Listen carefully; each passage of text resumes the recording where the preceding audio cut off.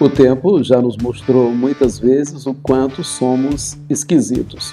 A gente é que quase sempre não se toca. Exemplos. Em vida somos odiados, perseguidos e duramente criticados por muita gente. Quando morremos, se for de uma morte trágica, então, acidente automobilístico, descarga elétrica ou consequência de desavenças familiares, é muito pior. De imediato os stories, status se enchem de cruzes, vídeos, imagens do mortinho agora querido, que antes foi um vivo odiado e enxerido, para não falar de outros apelidos. E com perguntas hipócritas de dar nojo, tais como: por que ele morreu assim tão cedo? Eu não estou acreditando. Meu Deus, por que o Senhor permitiu uma coisa dessa? Era uma pessoa tão boa, inteligente, tão isso, tão aqui. Nossa, sem acreditar. Sem acreditar. Dias antes, quando se referia à mesma pessoa, o duro discurso era mais ou menos assim: homem, nojento, gente ruim tem sorte. Por que esse troço não morreu logo? Por que esse troço não morreu logo? Não entendo. Vão ser os bons, mas gente assim nunca morre. Não vale nada.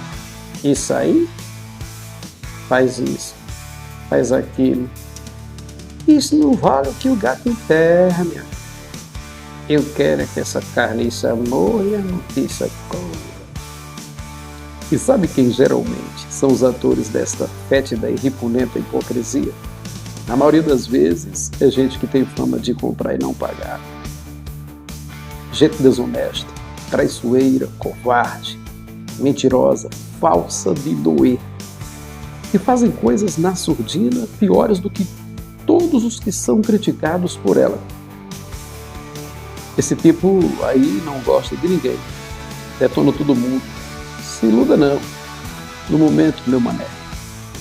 Os seus são só os ouvidos da vez. Vê ali na frente, você mesmo é que será a bola da vez. Até porque a tendência dessa turma é essa: me detonar hoje contigo e te detonar amanhã comigo. Meu Zé. Entretanto, basta a pessoa se lascar para de repente o espírito diabólico da falsidade se manifestar nessas desavergonhadas criaturas mesquinhas, com lágrimas de crocodilos e frases de internet. Ou seja, é pau e praga a vida inteira e flores e lágrimas depois da morte bagaceira. Há quem fica se mordendo de raiva com quem fala verdades assim, de tanto estar acostumado com esse tipinho que fala tanto de tu quanto de mim. Falei, tá falado, Zé Felipe. É gente que chega chorando em lágrimas, dizendo que precisa muito de você para iniciar um determinado projeto que é muito difícil, pois sem a sua competência, ajuda ou experiência, jamais se arriscaria. No entanto, quando passa da fase difícil, porque você o ajudou, se descarta como se você fosse um bago de uma laranja que não serve mais, mas só depois de ganhar um sanguezinho.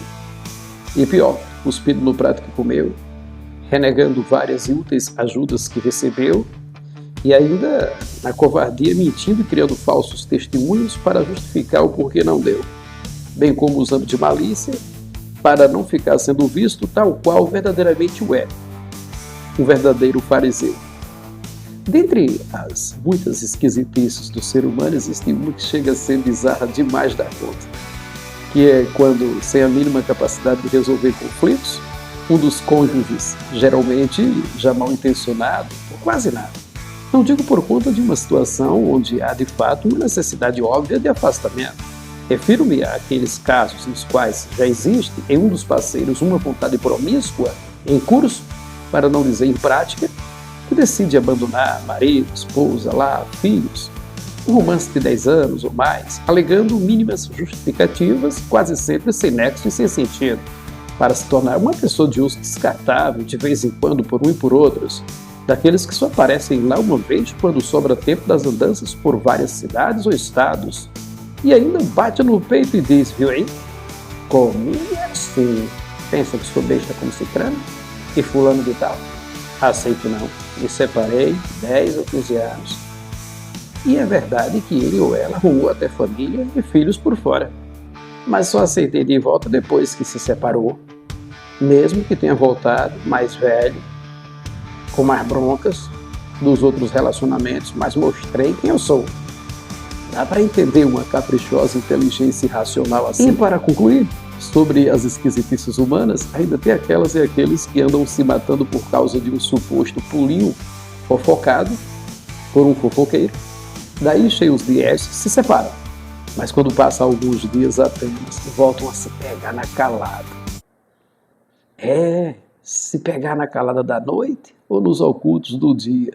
Ou seja, deixam de ser esposas e esposos e passam a ser amantes. O dito detestável de antes. Pois não aceitaram um só pulo do outro, mas de repentemente passaram a aceitar e com muito tesão ser parte do próprio pulo. Quer o ou a fez pular fora do casamento. Não é bizarro o ser humano? Enfim, é melhor cada um viver a sua pobre vida como bem preferir. Porque entender mesmo, na maioria das vezes, não entendemos nem a nossa própria vida. Tô mentindo? É igual um gabola se gabar de pegar uma gaja uma vez no mês, enquanto na verdade está pagando para outro pegar 30 vezes mais que ele. Ou matemática sem ciência e impura.